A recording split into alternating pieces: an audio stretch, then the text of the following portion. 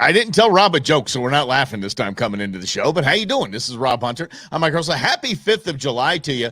Or as I think Obama said, happy Cinco de Cuatro. I love that's one of my favorite lines from a president. Happy Cinco de Cuatro. Happy Cinco de Julio. And I hope you guys had a good one. Rob, you just did some firework thing and just kind of hang out? So in my neighborhood, Thursday, what's today? Friday. So Wednesday night, they did some fireworks. Moon Valley Country Club went over to see that, and went out to Verrado last night where the in-laws live. Saw some booms and some bangs. Pretty solid show out there in Buckeye.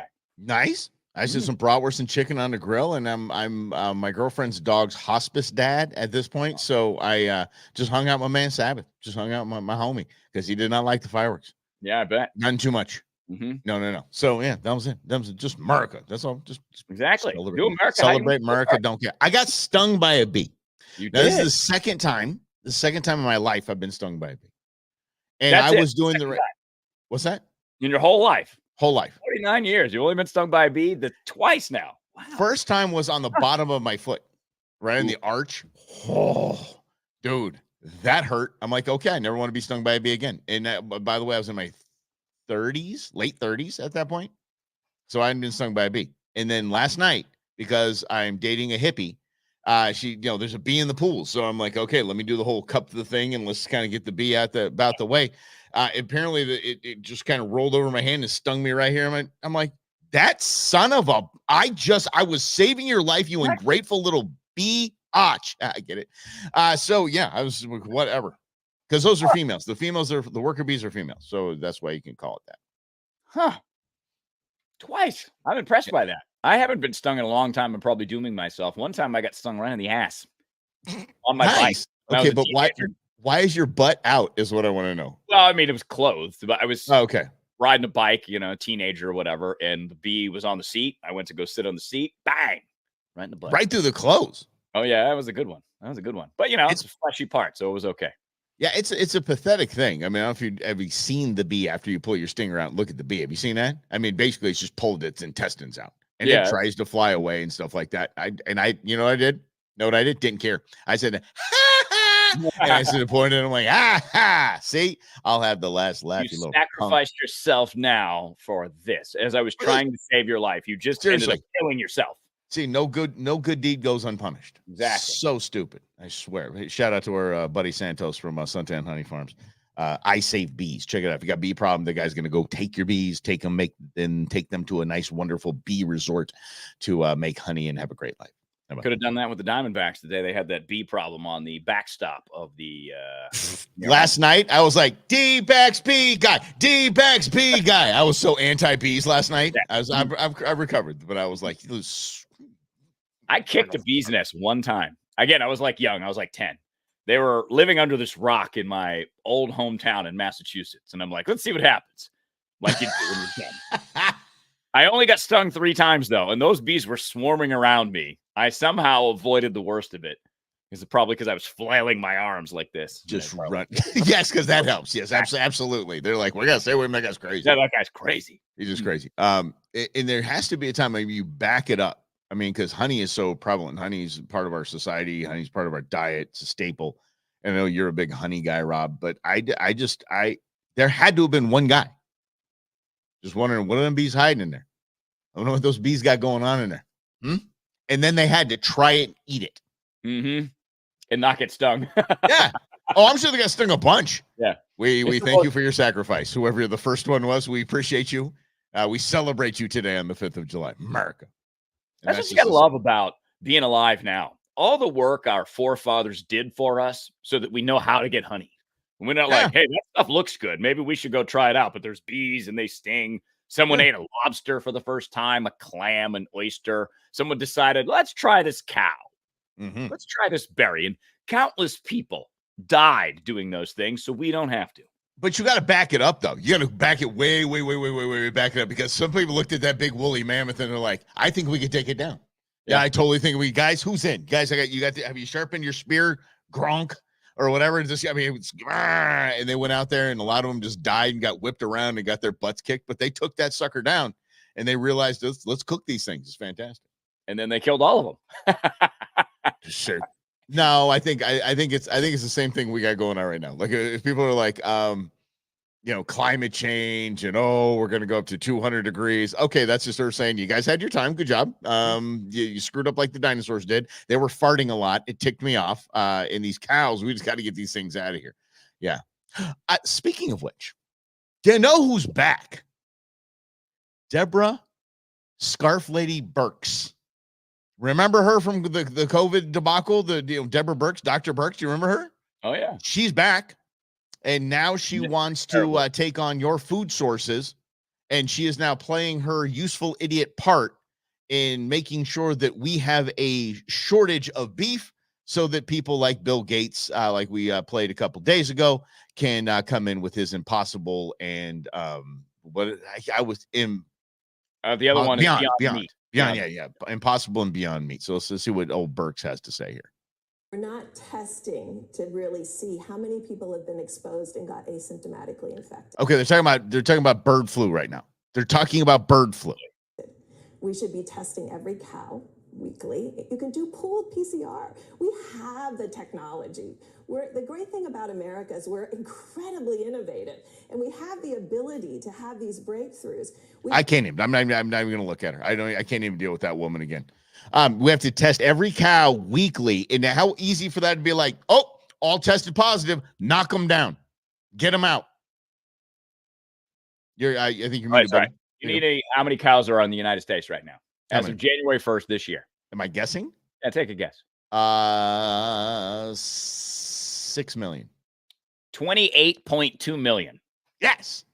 So so we test them. She said we do PCR testing, so we do the whole, the things they're doing, test the poop, whatever it is. But then it's okay. This entire farm needs to be laid out. I just watched a beekeeper, speaking of bees, in New Zealand, and basically tears in his eyes with a giant, just a giant, massive fire behind him. He goes, I just had to kill 2 whole things of bees because the government said if I don't, he goes, I tested them, they're healthy, but the government says they're not healthy.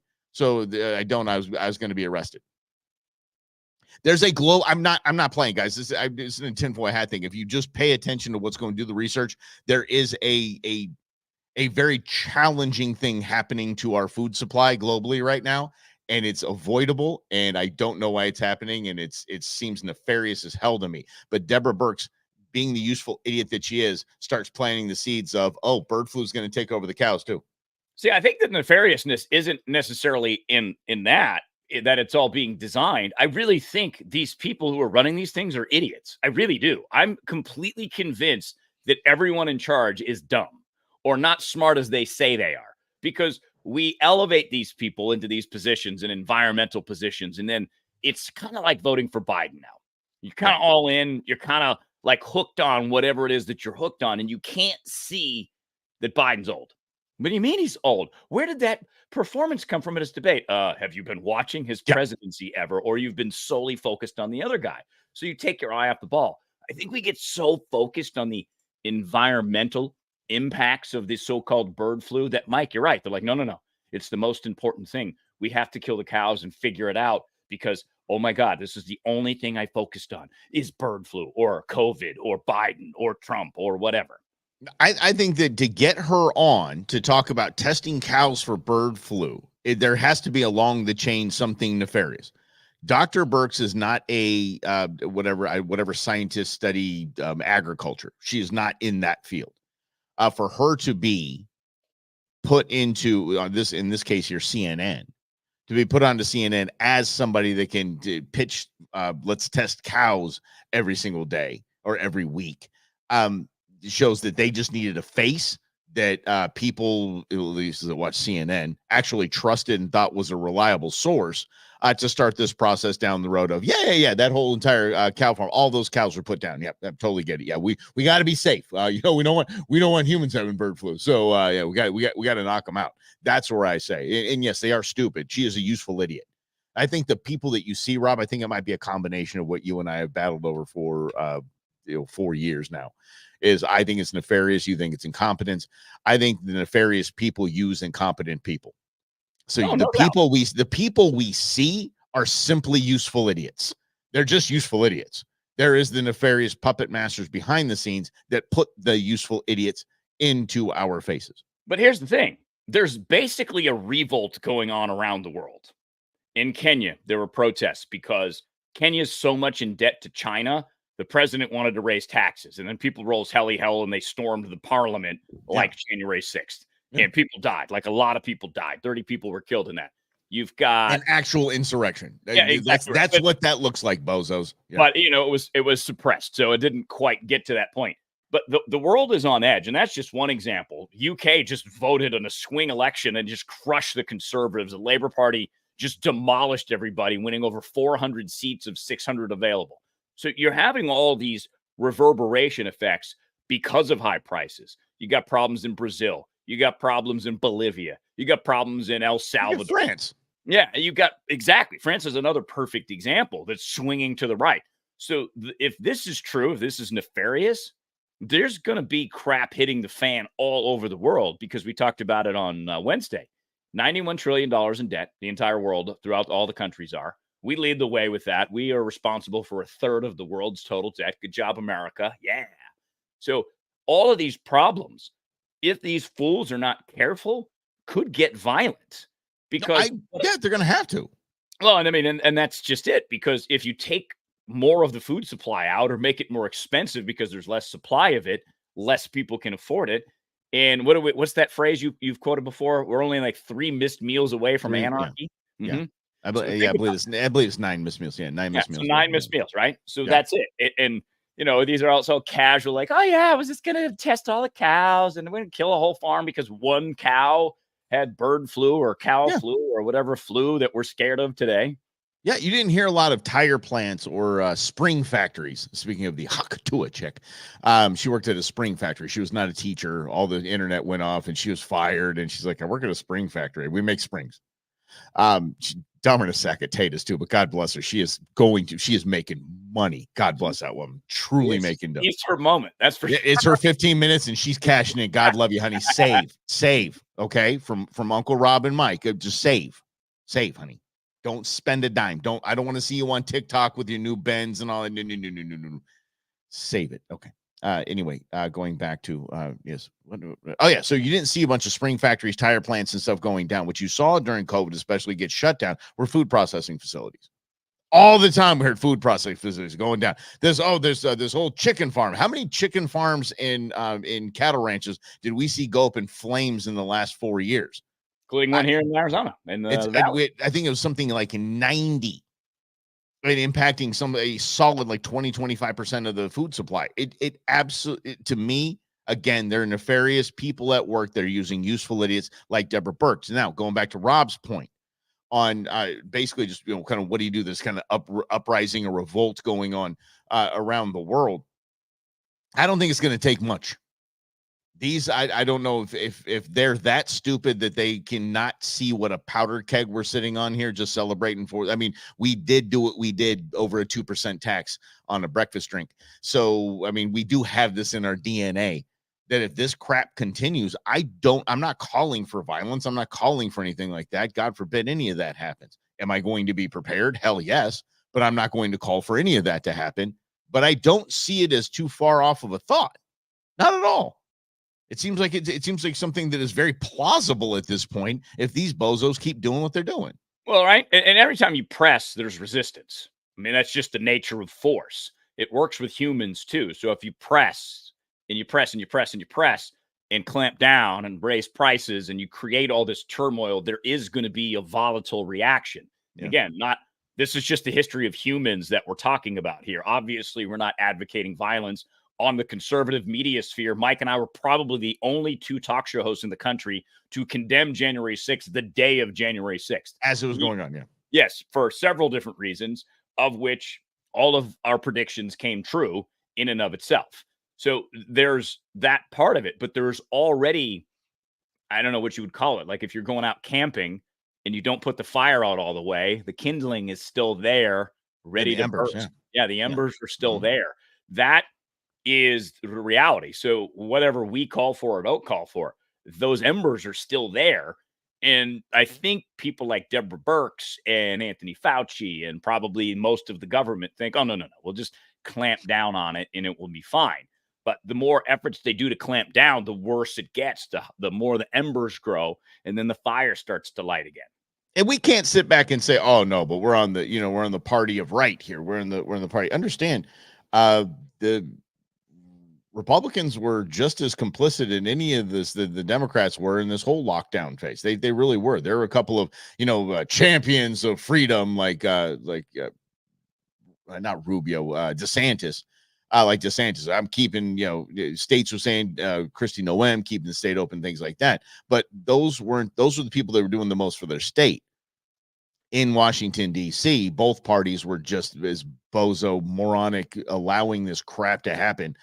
So anyway, I see it as both sides pretty ticked off. And as Rob always says, if we want to find a place of agreement, we can all agree government at this current point is not working for any of us. Period.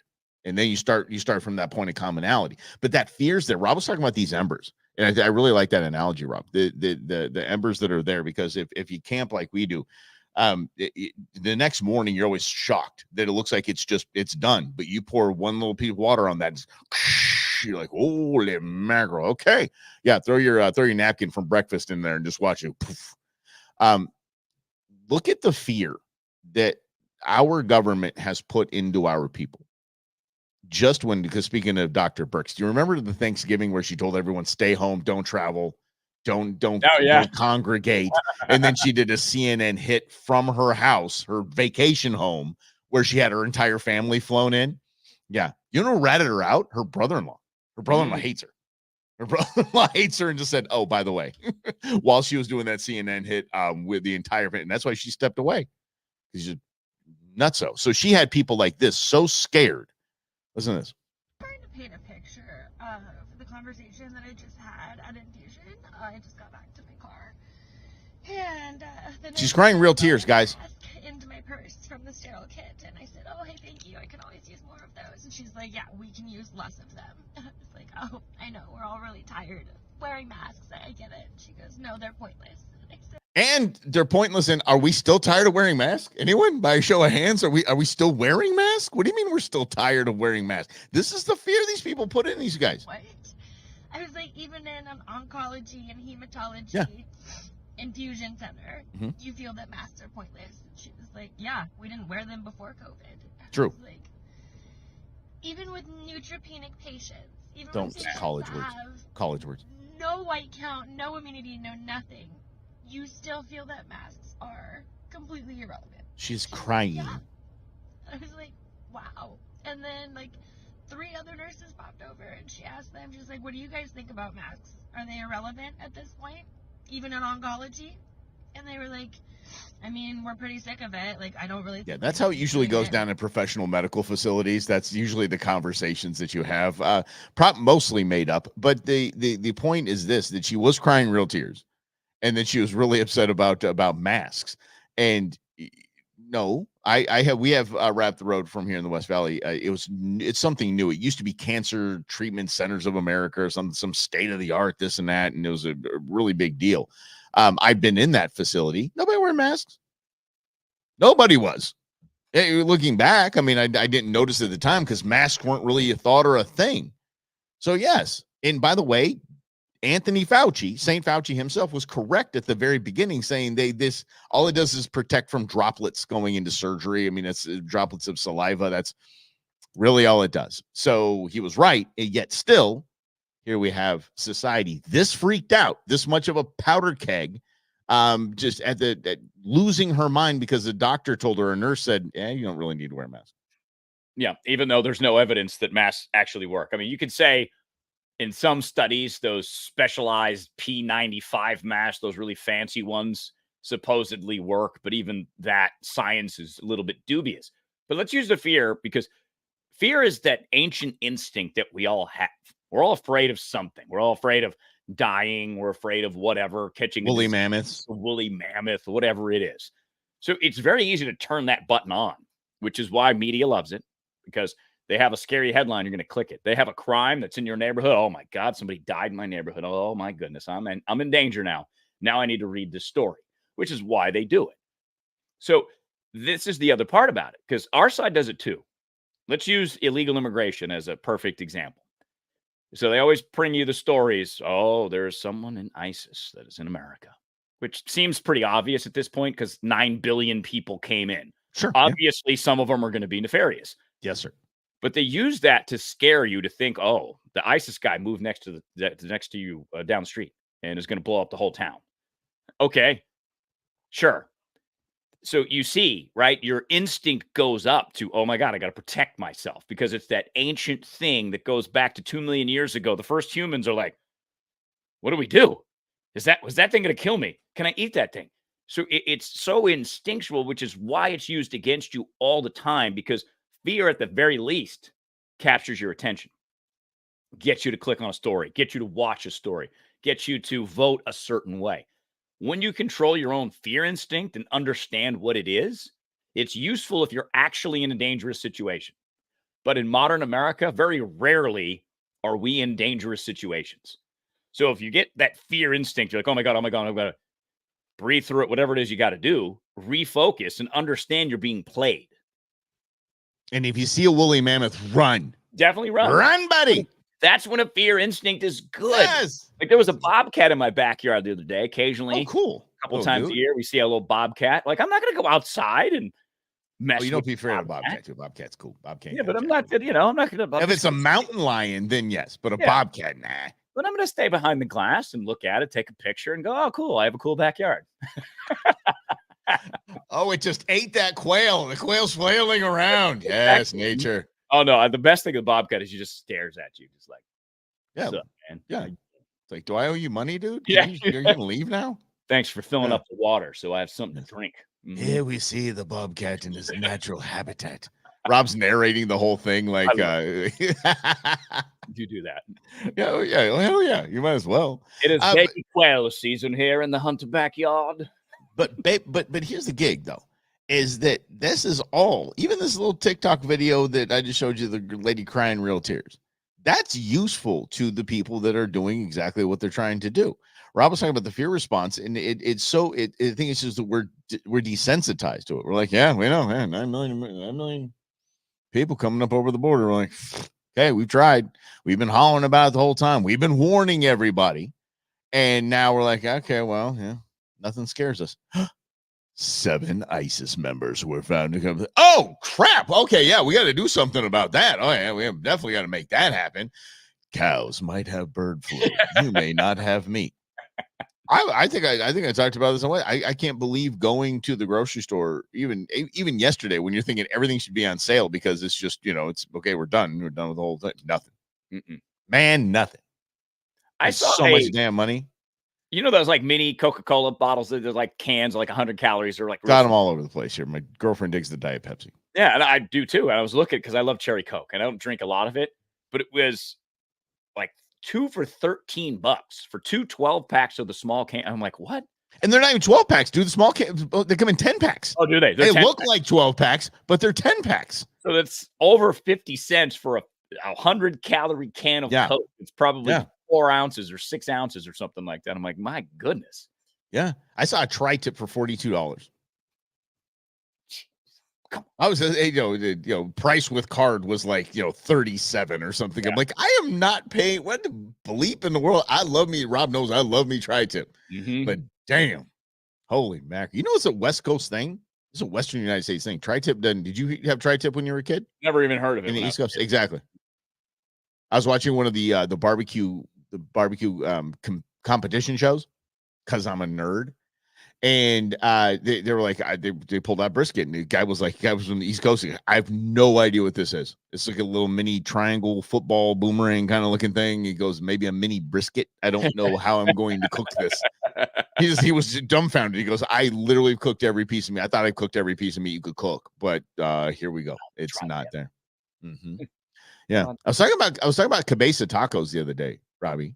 And yeah, see, Rob will come with me on this because that's the meat between the scalp and the skull on a cow and a pig, and people think that's just so disgusting. Y'all, it will change your world. It literally will change your world. You'll want to try different things after you have a Cabeza taco, and you're like, oh, I thought there's no way I'd do that. Oh, Cabeza taco's good.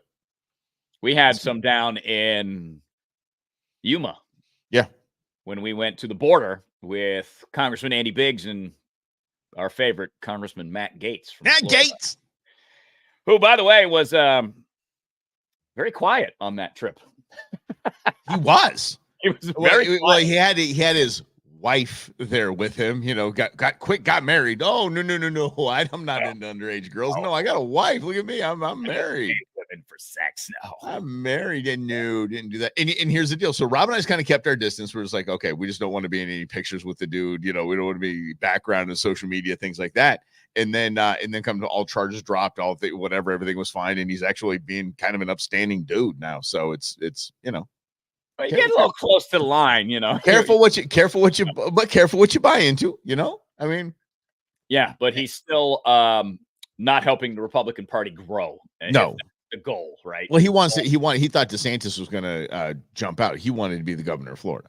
Yeah, that was his next spot. So he doesn't know keeping the Republican Party growing. He doesn't care. Exactly. It's all self-serving at this point. Well, and he's a Nepo baby too. And, you know, nepotism's his dad's a big political figure in Florida. Found a nice little safe district in the Panhandle. It's super red that he can run in and win. Yeah. That's the game of politics. We all think it's on the up and up. It is not on the up and up. It's the grossest, going back to Dr. Birx, right? It's the grossest thing out there because it's all fear driven so that they can win. That's really the disappointing part. That's the part I wish America would wake up to. I want to find out who said it. It might have been Roy Rogers. Who said if voting mattered, they wouldn't let us do it. Yeah, or voting worked or something like that. They wouldn't let us do it. It's theater. It's theater at this point. So yeah, but again, it goes back to the powder keg we're sitting on. And think about this and really give this some thought. If 81 million people vote for Joe Biden in this election, I can't even guess, and I don't want to guess to what's going to happen after that. There's no 81 million people in this nation that would vote for that brain dead dude. No, it's not. But if that shows up, that's what the final numbers are. And all these counts and weird things, they stop counting in certain states and this and that. I'm like, we're not ready for that. We're not ready for that as a nation. Or in some places we're ready for that. Yeah. Well, and that's it, right? It's like a division. There will be probably 40% perfectly fine that happens. Don't care, just don't want Trump. So they don't care, cheat, lie, steal, doesn't matter. Yeah. And then there's going to be 40% that are really upset about it. And then there's going to be 20% left going, oh, no. Here we go again. Again. It's like Tropic Thunder when Doug Steedman is on Scorchers 5 or 6. Here we go again. God, here we go again. Again. Left the fridge open. Some of the best movies we bring you, Tropic Thunder, is, I think, I would say, Rob, that's your favorite comedy. It's definitely mine, for sure. I exposed intern Beans last weekend to Super Troopers and Beer Fest, so the Broken Lizard guys. Nice. And she watched Super Troopers. She goes, you can't, because I threw Beer Fest on the next day, and she was like, you can't beat that. You can't beat Super Troopers. She goes, that's up there with Tropic Thunder, Dad. And I said, okay, let's try Beer Fest. And she goes, well, okay, I stand corrected. That's just as funny. Which streaming network are they on? I need to. I had Beer Fest already on Prime, nice. and I think I went and just bought Super Troopers $4.99 just to buy it or something like that or something. So I was like, yeah, it's like the new Walmart DVD bin. It is. It's fantastic, and I have no problem with that because like Amazon, your Amazon Prime account will stay with you till death. It's like an STD or luggage. We just never. It's the same forever. You really bought that herpes? No. Yeah, exactly. Yeah. Way back in the day. Yeah, it just stays with you. It just doesn't leave. Well, it's so funny how little I own now, how little music or movies I own. And for most of our lives, your music and movie collection is how you defined yourself. It's what you showed off to people. You dated someone. You brought them over. You want to see my music collection? I have 200 CDs. Most of them are rap music. Which one do you like? You look at my movies, my VHS cassette tapes. Now my DVDs. Now I'm like, I have 5 DVDs that I've saved. Remember when iPods were a thing? How many songs you got on your iPod? That was the thing. That's the question. How many songs you got? Oh, I got 6,000. It's 6,000 songs on here. I listened to 8, but I got 6,000 songs on here. I keep going back to Britney Spears' Toxic. I don't know why. Well, because of the video. Yeah, duh. Poor Britney. Is that the one with the snake? Yeah. Yes.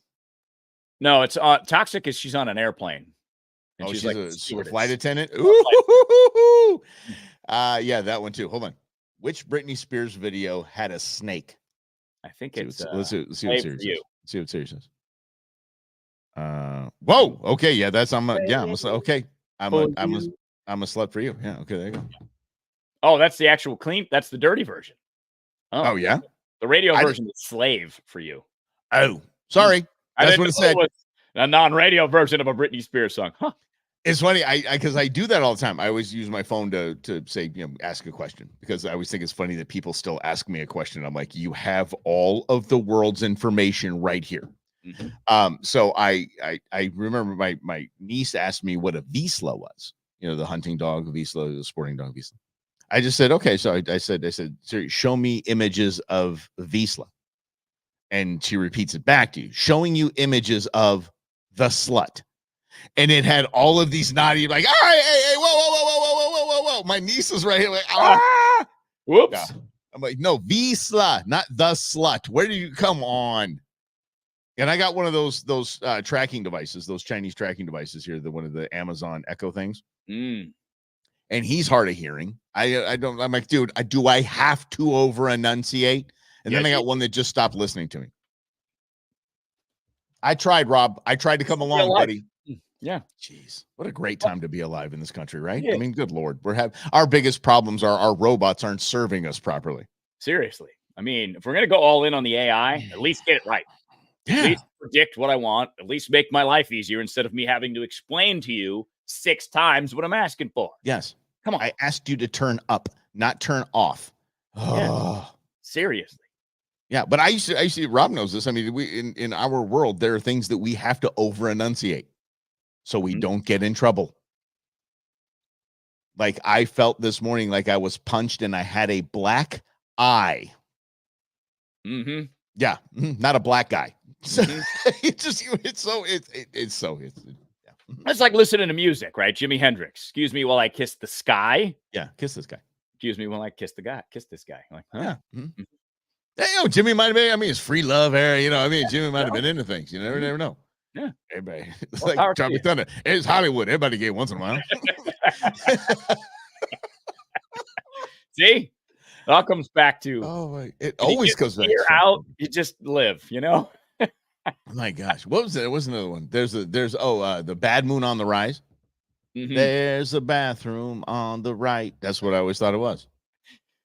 Hold me. I thought our lips are sealed. The Go-Go's. I thought it was Alex the Seal. Oh yeah, yeah. And let's see here. What did one of my friends? She said she thought more than a woman. More than a woman. The Bee Gees, right? Yeah. So she thought it was Blueberry Woman with Cheese. Blueberry Woman with Cheese. That's what she thought. Yeah. Why not? Mm-hmm. It makes sense. Come over to my house. If you have blueberries and cheese, let's hang out. Champs tequila. I thought as a kid it was taquitos. I thought he was saying taquitos. That's what I thought he was saying as a kid. I didn't know what tequila was. Yeah, exactly. I knew what Irish whiskey was. I knew what peppermint schnapps was. That's when I ran my grandfather's golf cart into the bridge and into the creek after sipping on his. This is like a candy cane, Grandpa. Happens. Yeah, I mean, happens. It's part of life. Okay, back to this show that we talk about, current events and whatnot. Rob was not a Disney fan. Rob was not a Disney fan for a hot minute, and he's coming around a little bit. I think more because of basically what you're witnessing when you go to Disneyland instead of, high prices and long lines. If you kind of look around, take a step into, okay, I'm going to actually see what I'm seeing now and go, holy crap, these guys are on their A game. Mm-hmm. Everything about Disney's on their A game. Whether you like the whole woke thing and all this, and we like anything that, I mean, they don't. Disney does not miss with the perfection of the art that they're trying to convey. Whether you like the art they're trying to convey or not, who cares? The attention to detail is stupid at Disney. It is. And that's the creativity that I love, because when Mike and I did our radio show, we always tried to find extra details that no one else did. Disney does that to a way more advanced degree, because if you go to Star Wars land and you just pretend that you're in another planet, it looks and feels that way. as if you were in the Star Wars universe. Immersion, the way that they do it, Disney, it's unbelievable. And, again, I thought it was just for kids, and I was like, whatever, it's kids, blah, blah, blah. Because the Disney rides, at least the old rides, you're like, okay, I've been on better rides. There's better roller coasters in the world. But now Disney has updated not just the look. Star Wars has 2 rides, the Millennium Falcon ride, which is really fun because you get to pilot the Millennium Falcon, you get to be a gunner, engineer, whatever. Video game. And then Rise of the Resistance is a 15-minute interactive multi-part. Yeah, it's crazy how fun that is and innovative. That's that Disney part. Because again, if you don't like Disney because they're woke, that's fine. But you can use parts of Disney for your own life, for your own career, to advance yourself because of the way they see things, plan things, work together, and just really create a Star Wars land. Yeah, storytelling too. I mean, it's just off the charts. I mean, I think Pixar upped their game, but I mean, they were the master storytellers. And Lasseter came around with Pixar and said, "Hold my, crayon or whatever they're drawing with," and said, watch this." And their storytelling ability, especially in that Rise of the Resistance, it's a story. Yes, you're part of a story. Exactly. It's fantastic. It's just fantastic. But again, and I see, I get it. I understand the woke. I won't give them a dime, and that's cool. That's as American as all get out. Is if you do not want to support what they have done, if you back what DeSantis did, I've been very outspoken with very anti what DeSantis did. It has zero to do with my love of Disney. It just has to do with I don't know, tyranny. So in anti-American stuff. So anyway. But I understand. Matters if you actually gave Disney money and took it away. If you don't spend any money on Disney, I'm not giving it. Your protest is not really a protest. It's just you don't buy Disney stuff. So if you canceled your Disney subscription, you canceled your Disney vacation, you pulled the money back, whatever it was. That's protest. But yeah, and by the way, there's certain things that I don't like Netflix. Netflix does nothing for me. I'm done with that. They literally do nothing for me, and it's not that I don't like them. I'm just you guys put up a crappy product. I'm done. You guys got beat by Prime and Disney Plus. You got beat. Sorry. That's not really a protest, but it's like I choose to spend my money where I want to be entertained with. And if you don't like Disney, fine. But this is an interesting thing. This is why I bring up Disney. They own the Marvel Universe, and Hulk is part of the Marvel Universe. And they went woke, of course, because they had to have a She-Hulk. You have to have a She-Hulk. Apparently, South Park destroyed Disney when they basically had Cartman was the lady that did Acolyte. Acolyte, is that? Yeah, this was the new Star Wars thing that no one likes. Oh yeah, and he's like, any kind of question anybody has about, well, this is not succeeding. He's like, put a chick in it and make her gay. Put a chick in it and make her gay. That's the solution for everything. Put a chick in it, and at the end he goes, and lame. Yeah, but you always notice that. They always went lesbian first because they wanted guys to watch. They always went lesbian first because lesbians like way more accepted in society because men are like, yeah, there's a lot there. And Rob and I pointed this out several times over our careers. People are like, I'm anti-LGBTQ. Guys, let's be honest with ourselves. You're anti part of that. Sure. Yeah. Mm-hmm. There's one part you ain't mad at. Just come on. The vast majority, I know all men. I get it. I'm oversimplifying. We're not monolithic. Who am I kidding? Yes, we are. We're men. But but there's some. I get it. But most of us are like, yeah. Oh, I'm so mad at this. I'm not watching it. I'm not going to watch it. Let me look at that clip on the L Word again. That show that was on Showtime. I forgot about that. That was supposed to be groundbreaking, but it was just we were already accepted at the time, and that's the whole thing. We want acceptance. We accepted you a long time ago. Y'all just you 2 million years ago. We're like, settle, calm down, do your thing. Yeah, back in the day, it used to be that way, right? It used to be like what we do in our bedroom isn't your business. Cool, I agree. You don't need a parade. It's fine. What you doing? We've got the exact opposite. We've just like now we're just gonna flaunt. Now I'm out with all the time. Like, rub your nose in it that you have to accept that I'm gay. I don't have to accept it. What do I have to accept that you're gay for? I don't have to accept or not accept you. Here you are. There you are. High five. Good to know you. See you later. What if I do accept you? Now what? Yeah, I got nothing to complain about. That's what I'm saying. Like, okay, I already do accept you. So why are you yelling at me? I mean, okay. So there's something to that. The Pride parades. I don't know if you saw the headlines from San Francisco. The Pride parades out there. It was disgusting. It literally was oral sex, peeing on each other. It was disgusting. It literally was disgusting. And you know me, I don't get really appalled. I don't, clutch the pearls or anything. But I'm like, y'all, on the parade route, there's fully naked people and kids and people having sex acts performed on them on the parade route. Like, this is not okay. Actually, the reporter went to the cops and said, is this okay? Is this legal? I mean, in San Francisco it is. And they're like, yeah, sure. Why don't you? Some of it is, some of it isn't. We're not hurting anybody. It's absurd. But it goes to that point. Like we're going just the opposite and rubbing your nose in it. We're not giving them enough attention. Apparently, we're not giving them because that's what I say. Take the air out of the ball. Just don't give it any attention. Don't give it any energy. And guess what? They're going to stop. Just But now they're getting this. It has to ramp up. And I don't get headlines if I have just a gay pride parade now, because everybody has that. So it doesn't even get headlines. So what do you got to do? You got to put some dudes in leather on a truck, and they're being all weird and singing to the village people. Fine. We're not even doing, okay, fine, whatever. Oh, that's not going to get. Now we have to have sex acts done in front of kids to get headlines. I don't like that trajectory and all of where that's going. And I hope there's kind of a laugher curve kind of thing where we just kind of get to the top and like, yep, that's all the attention we can get. So we're just going to go back into what we do in our bedroom is none of your business. I wish that I was optimistic about that, but the great news is you can unplug whenever you want. True. And because I didn't even know that happened. I know that San Francisco has a pride parade every year. It's the quintessential pride parade. But yeah, I just assumed that that's going to be the thing, because I've been to Mardi Gras. I lived in New Orleans for a couple of years. Mardi Gras is just as crazy. There's all kinds of crazy things going on down there in Mardi Gras, straight, gay, anything in between, and nobody gets arrested. So it's easy to avoid that. Don't go to Mardi Gras. Don't pay attention to any coverage of Mardi Gras. So I think that's that big part of, again, that reality shifting world that we live in, where used to be that what you experienced was real. It happened in front of you. You experienced it. Now our experiences can happen through a phone or a computer screen or whatever. And it brings that thing that's far away in San Francisco closer to your reality. So you're like, okay, how often does this happen? Is this happening in 50 states? Is it only happening in San Francisco? I don't know. But it's easy to go, I don't care. I'm just going to scroll past it, or not look at Twitter today, or not look at Drudge Report today and scare the crap out of myself.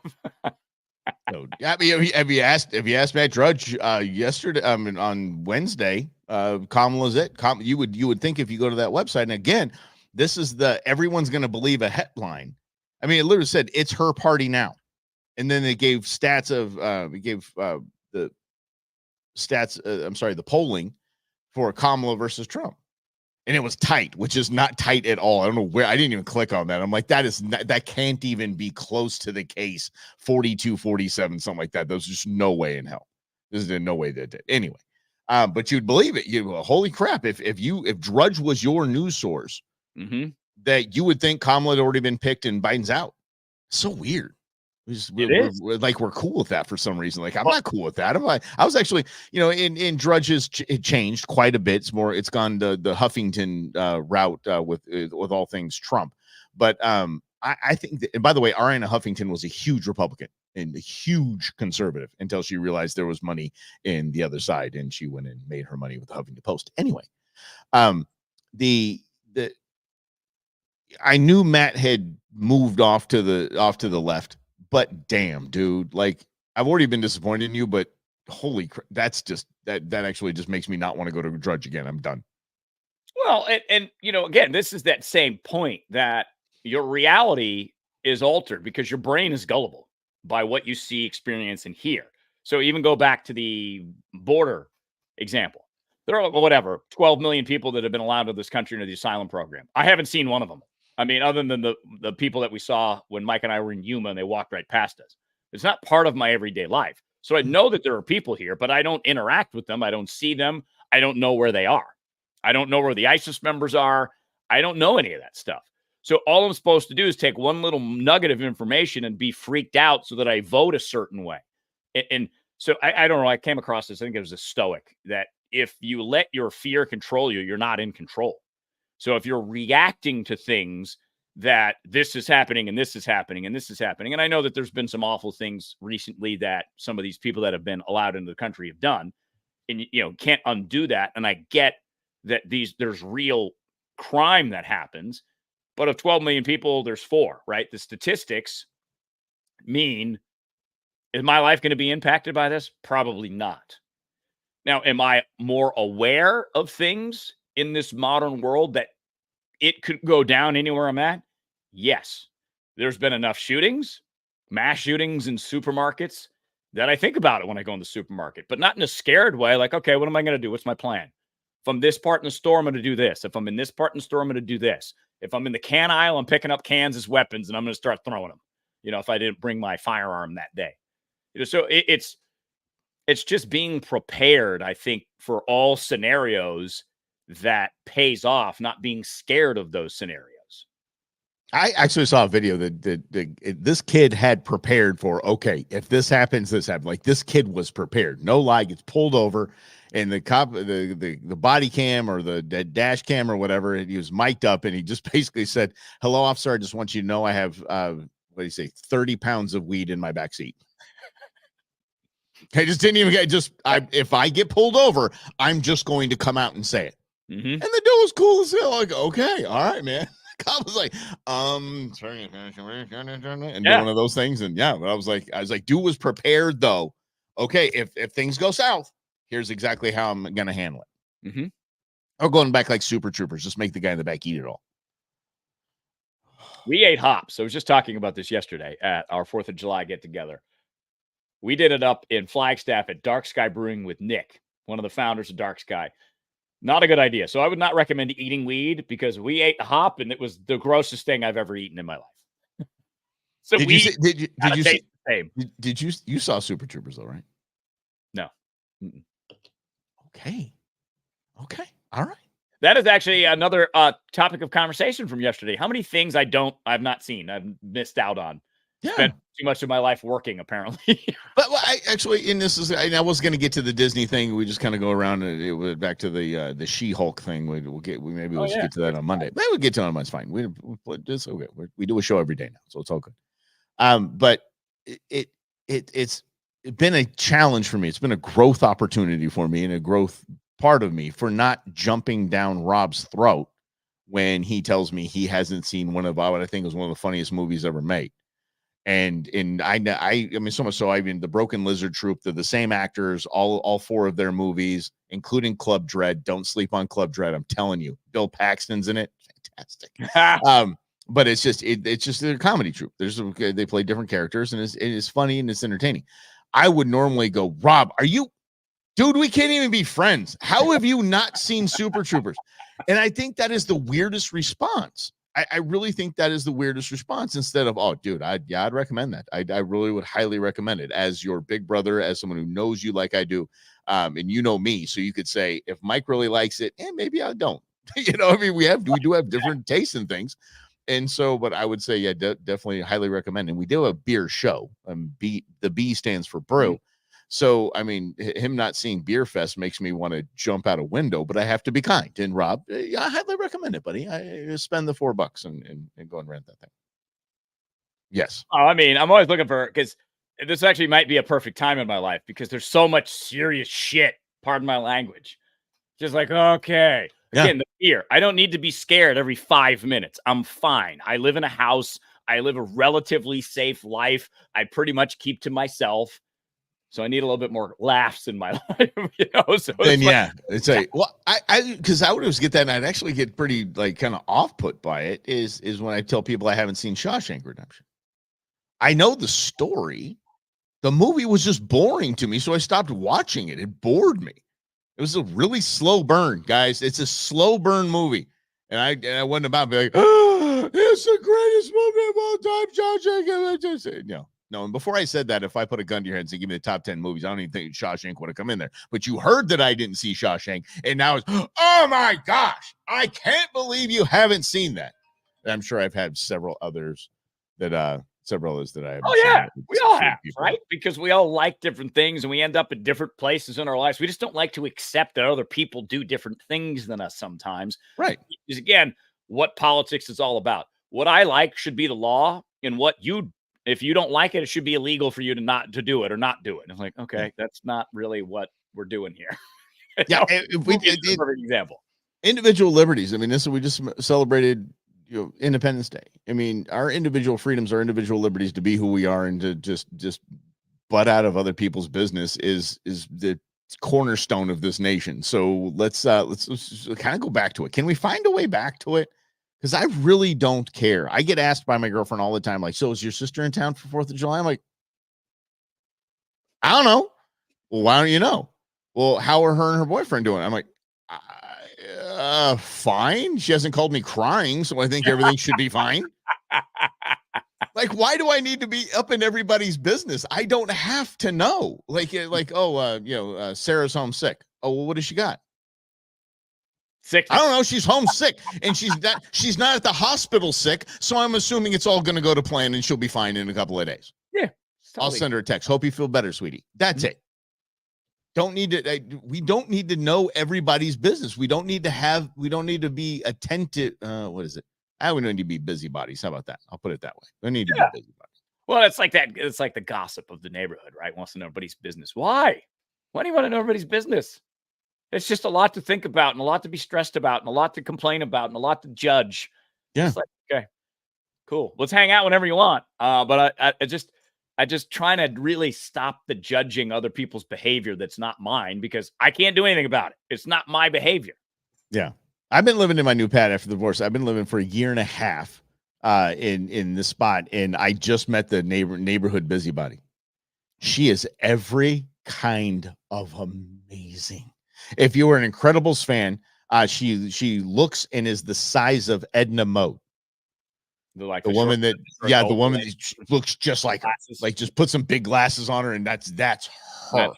And man, she was up in my business. I was just sitting there talking to my neighbor, and she's his neighbor, and she came over, and she just coming right up to me, and she wants to know every single thing about my life, the details of my lease, how long I'm going to be staying here, what I'm into, and this. She was a trip. She was so much fun. Yeah, just fired up, feisty as New Yorker. Well, just feisty New York attitude, and I was in love. Like, I wanted to turn you into a keychain and just carry you around. It was fantastic, absolutely fantastic. Yeah, no, occasionally it's good to have a neighbor like that. So we have one that is right next to us, and they're good human beings, but they're kind of in the nose. But one day we were out of town at Disney, as a matter of fact, and our service line, water service line, busted. Yeah, I mean, I'm pretty woke. I'm the wokest out there. But they were the ones that actually called the city to get the water turned off. So that's awesome. In doing so, our water bill normally is like $6 when you just look at the water, and it was like 70 this time. But it could have been 700 had they easy not paid attention. Like, oh well, too bad. We don't like Rob and Amy, so we're gonna let that water run. So, but I make it a point. I think it's a lost art, is actually knowing your neighbors. I mean, growing up, we knew our damn neighbors. They hung out all the time. My parents would come out. They'd sit up freaking lawn chairs, just sit out there and talk and chat like we're having a barbecue almost every day. I mean, we weren't, but you know what I mean? It's the kind of vibe. Like, everybody just kind of mill around and talk, and the kids would be playing, and we knew everybody's phone number. We knew everybody's going on vacation. We knew what they were doing. We'd go on vacation with them, that kind of stuff. It was really cool. So I've just always made it a point when I move someplace to get to know my damn neighbors. Mm-hmm. It's important. I can't say I think I call it a lost art. I think it's a lost necessity. Can you imagine what a different world we'd been if everybody knows? I have a friend that their neighbor 2 houses down had a leak in their front landscaping, and it's just flooding the street every single day. I'm like, why don't you go knock on the door and tell them they got a leak? I don't know them. How have you been here for 8 years? 10 years, sorry. And you don't know the dude 2 houses down. How is that possible? I have no idea how that's possible. Maybe I am. Maybe I'm the neighborhood busybody. We threw a Christmas party the first year we were here, which was a good idea, but we haven't really talked to him. Haven't talked to him since. It's a great party. Later, yeah, we're like, oh, okay, yeah, good party. Hey, you say hi, you have little casual chats, but nobody's been back over the house since. No, they talk to their family, stuff like that. Oh yeah, that's Rob. That's Rob's going. He throws a great party. 8 years ago, we went to his Christmas party. Once a Fantastic. decade, he throws a party. Like, that's it. That's all they know of you. Have no idea that you're on the radio. You're Nate, nothing. Just no, I say, I tell you, it's fantastic. Yeah. Although I do have I have my Schweikert sign in the yard and Stephen Richer, the Maricopa County Recorder. Those are my two signs that I have. Oh, okay. What's up? Mm-hmm. Okay. I don't know about this Stephen Richard guy. I got to look into this. I interviewed him on Equal Matters, and I basically walked through all the fraud protections on elections. And it's a very interesting fact that I learned. I didn't know this. There's a separation of duties when it comes to election day. Duties. Yeah. So the Maricopa County Recorder's Office is responsible for the mail-in ballots. That's all they handle. The polling centers are actually supervised by the Maricopa County Board of Supervisors. Really? So all those problems with tabulators and all those things, not Stephen Richer. That was a county thing. And then the guy that recently got arrested for stealing a fob, also not Maricopa County Recorder. That's a Board of Supervisors deal. So that's fascinating because there's some guy running against Richer. He's just trying to be a zit on Trump's butt. He's just like one of these wannabes. I want to be a zit. Where did Robert? Made it up. Where did that? Is that an expression you use? Oh, he's just a zit on the butt of somebody. This guy, he's running and he's trying to blame Richer for hiring the guy that stole the fob. And I'm like, all right, you're clearly not smart enough to do this job. Sorry. You just want to be tough guy like Trump. Well, remember that Edith Bunker chick that we had running our Department of Education here in Arizona? Yes. What was Public her name? Instruction? Douglas. Oh Something Douglas. Diane Douglas, I think. Diane Douglas. You've never taught a class. I taught a stained glass class at a YMCA once. Yeah. And you're running our education. Oh, yeah. Oh, she was running against, basically Common Core. And we still have Common Core. She did absolutely nothing. She's absolutely useless. Wow, what a that was a 4-year could have done that differently. But again, it's like the quality of the candidates that run sometimes are just not good. Well, you can't. Just our education system is so stupid. We have gone from, since the induction of the Department of Education in the United States government, we've gone from number one best educated nation in the world to 24th. 24th. Good job, America. Because government will always government. We'll just put it that way. Well, and that's why I love the neighbor point, Mike, because let's say it hit the fan. Who's going to be the ones that you turn to and you hang out with and you make a difficult situation a little less difficult? It's going to be the people you live near. Yes. At least that's the way that it is supposed to work. But it might not work that way here in Phoenix, Arizona, where we live. Yeah. I need a bigger house. Everybody's going to be coming over to my house. And that is true. He's got all this game meat. He's got all this, survival supplies and of ammo. Bro, don't even. Don't worry, I'm going to bring my safe with me. That's expensive too. Oh yeah, that's kind of expensive. I usually spend $25 on $24.99 for a brick of shotgun shells at Walmart, just for target shooting, things like that. That's what it's always been. I paid $32. Dang. I'm like, I only bought one. I usually get a couple. I'm like, I'm not just principle. I'm like, damn, I gotta make.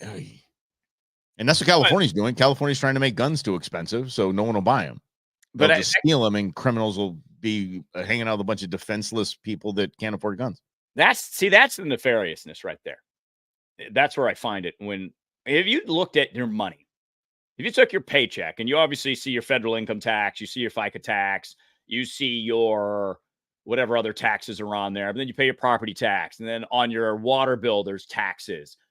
I would love to know. I might have to reach out to Congressman Schweikert and ask him, how much of our income goes to taxes? Because everything you buy. So this coffee mug that I bought in Elk City, Oklahoma on our road trip across America last year, I don't know, let's say it was $10. Mm-hmm. How much of that $10 that I spent was the tax to make this thing, to sell this thing, whatever it was? And then you pay the sales tax when you buy it, right? So it's got to be more than 50% of your money. It just goes to taxes, because we, as consumers, pay all the taxes. Corporate taxes are built into the prices, so you pay that too. So I wonder, I'm going to actually text him when we're done here. Okay, well, text him right now because we're done. All right, guys. Hey, listen, happy Friday to you. Thanks for hanging out. Like, nope, I'm going to disappear. Moving to Kenya. Okay, all right, yeah. I hope everybody had a great Independence Day. I hope you guys have a great Independence Day weekend. Keep the celebration going. Keep all your fingers, please. That's it's always a good idea, right? Right. Let's keep them. Yeah, all your digits, please. And have a wonderful weekend. Be safe out there. And we'll see you Monday at noon right here in Russell and Hunters in other.